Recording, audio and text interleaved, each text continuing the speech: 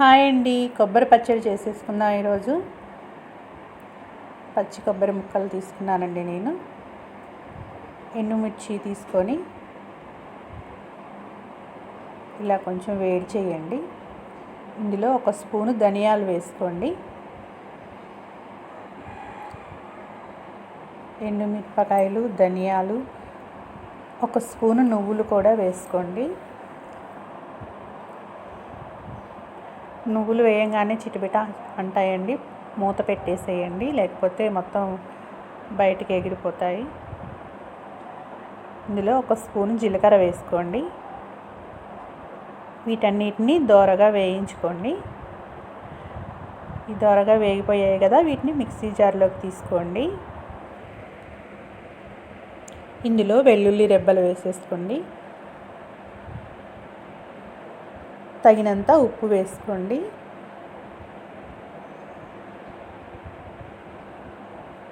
కొంచెం అంత చింతపండు వేసుకోండి. ఇప్పుడు అదే కళాయిలో కొంచెం ఒక స్పూన్ ఆయిల్ వేసుకొని మన పచ్చి కొబ్బరి ముక్కల్ని వేయించుకుందాం. ఆయిల్ వేసి పచ్చి కొబ్బరిని కొంచెం ద్వారగా వేయించుకోండి. ఈలోపు ఈ ఎండుమిర్చి, ధనియాలు, నువ్వులు, వెల్లుల్లి, చింతపండు, ఉప్పు వేసాం కదండి, దీన్ని ఇలా మిక్సీ చేసేసుకున్నాము. చూడండి, ఇలా వచ్చింది. ఇలా మిక్సీ చేసి పెట్టేసుకున్న దాంట్లో ఈ కొబ్బరి ముక్కలు వేగిపోయాక వీటిని కూడా ఇందులో వేసేసుకుందాం.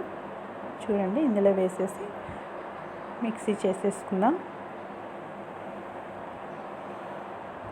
ఇప్పుడు ఒక 2 టమాటాలు తీసుకొని అదే పానీలో కొంచెం ఆయిల్ వేసి ఈ టమాటాలని కూడా కొంచెం మగ్గనివ్వండి. మూత పెట్టేసి మగ్గనివ్వండి. ఈలోపు కొబ్బరిని గ్రైండ్ చేసేసుకుందామండి మనం. చూడండి, ఇలా వచ్చింది. ఇందులో ఈ టమాటా ముక్కలు కూడా వేసి మెత్తగా గ్రైండ్ చేసుకుందామండి. వేసేసాం కదా, చూడండి, ఇప్పుడు గ్రైండ్ చేసేసుకుందాం.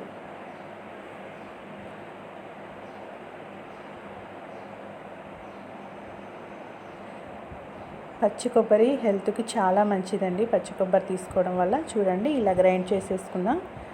మీకు ఇంకా కొంచెం జారుగా కావాలంటే కొన్ని వాటర్ కూడా వేసేసుకోవచ్చండి. ఇప్పుడు దీన్ని తాలింపు పెట్టేసుకుందాం అండి. పోపు పెట్టేసుకుందాం. ఆయిల్ వేసేసి తాలింపు గింజలన్నీ వేసేసుకుందామండి. ఆవాలు, జీలకర్ర, పచ్చెనగపప్పు, మినప్పప్పు ఇవన్నీ దోరగా వేగిపోయాక ఇందులో కరివేపాకు వేసుకుందామండి.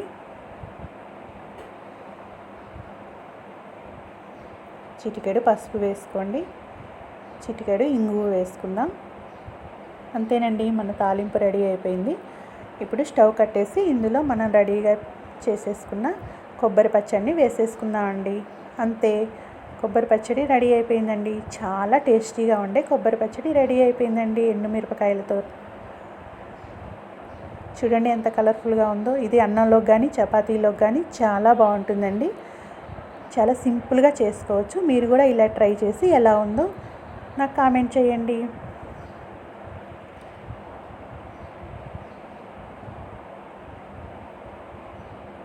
ఇది మనం ఉదయాన్నే చపాతీలోకి కానీ మధ్యాహ్నం రైస్లో కానీ తినొచ్చండి. చాలా టేస్టీగా ఉంటుంది. నా ఛానల్ని కొత్తగా చూస్తున్న వారైతే సబ్స్క్రైబ్ చేసుకోండి, లైక్ చేయండి, షేర్ చేయండి, కామెంట్ చేయండి.